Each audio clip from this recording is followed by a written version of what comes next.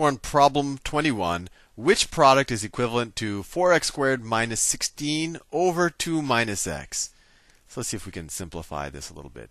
4x squared minus 16. If we were to factor out a 4, that's the same thing as 4 times x squared minus 4, right?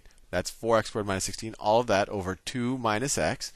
And then x squared minus 4, that's that same pattern that keeps showing up, a squared minus b squared, right? So that numerator becomes 4 times x plus 2 times x minus 2, right? A plus b times a minus b.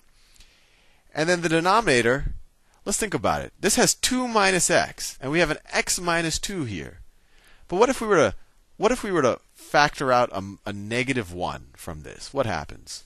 If you factor out a negative 1, then the negative x becomes a positive x, and then the positive 2 becomes a minus 2. And I did that just to show you that a negative, if you divide this by or multiply by a negative 1, you just switch the order. 2 minus x becomes x minus 2, which is a good thing to recognize because we have an x minus 2 in the numerator too.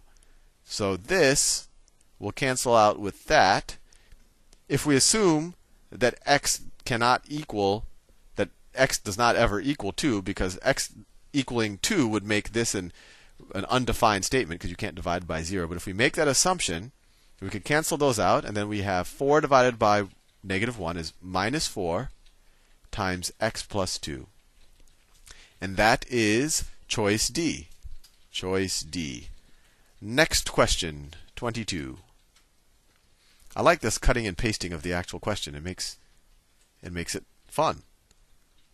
So they want us to, don't want it to slow down my computer too much. I sound like I'm melting when that happens. So that's our problem. I didn't write the choices down. All right, let's see what we can do. So they have it's x squared plus 4x times, let me write this. So x squared plus 4x over x plus 3 times x squared minus 9, all of that over x squared plus x minus 12. And you might say, oh my God, to multiply these using algebraic multiplication would take forever, and then I have to factor it and simplify it. And the trick here is to factor it and simplify it before you do any multiplication. So let's simplify each of these expressions and cancel out as much as possible. So here we could just factor out an x. So this just becomes x times x plus 4, right? This is a squared minus b squared, so this becomes x plus 3 times x minus 3.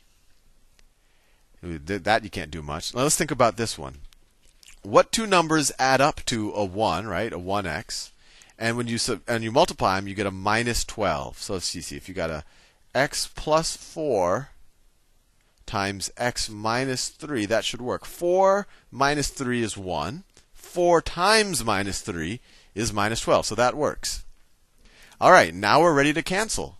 And you could view this. So this, normally I would just start canceling, but I just want to make the point home that this is equal to x times x plus 4 times these x plus 3 times x minus 3.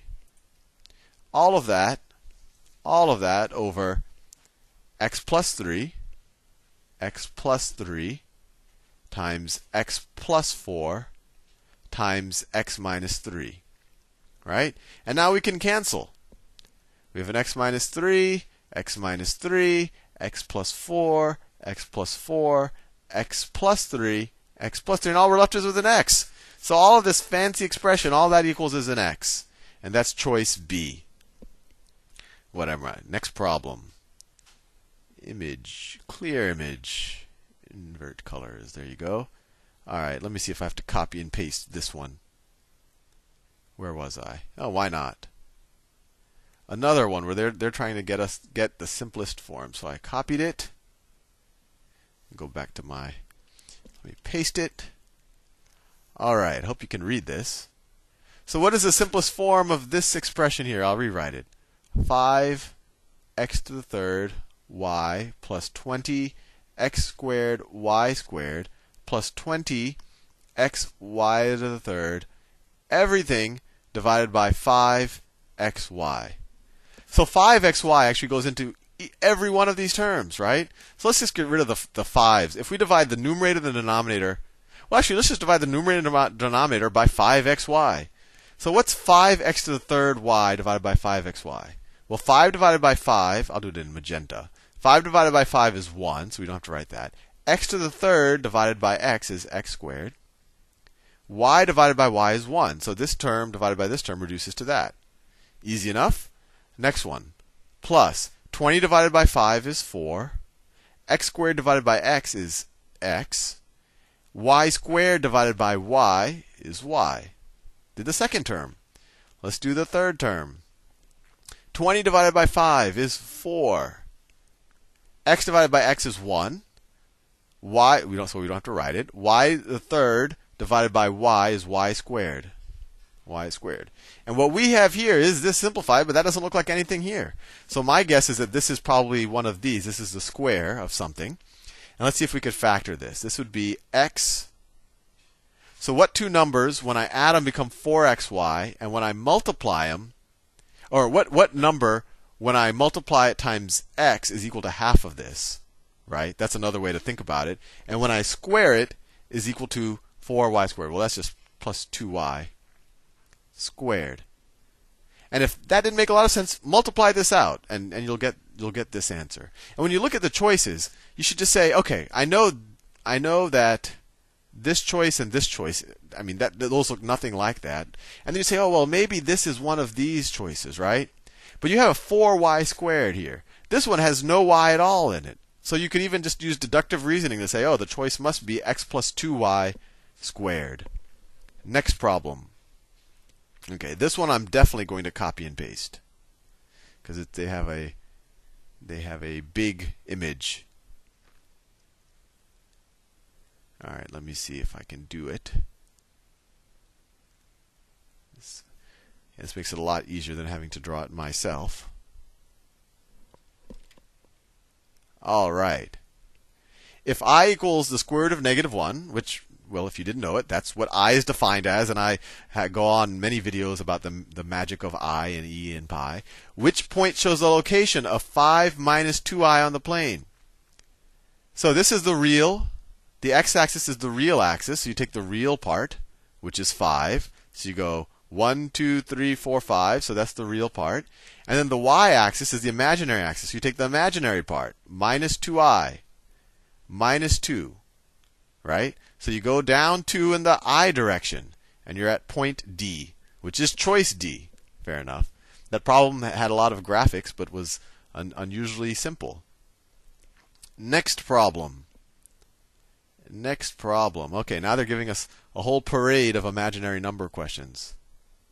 So this one I don't have to copy and paste. They say if I is equal to the square root of negative 1, which is a definition that we've all learned, what is the value of I to the fourth?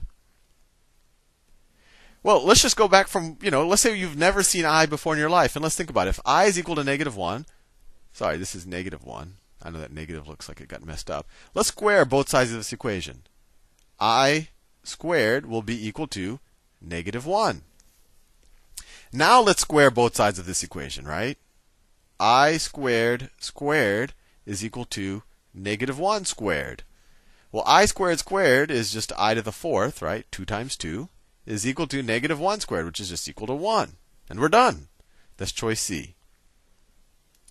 Choice C.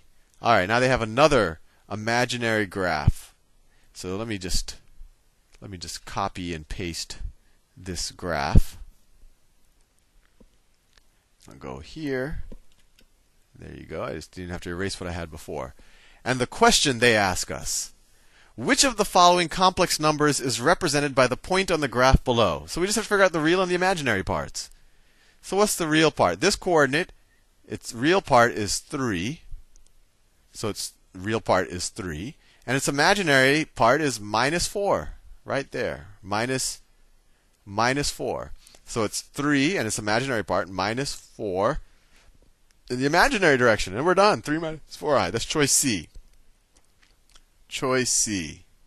And then I'm almost out of time. I'll see you in the next video.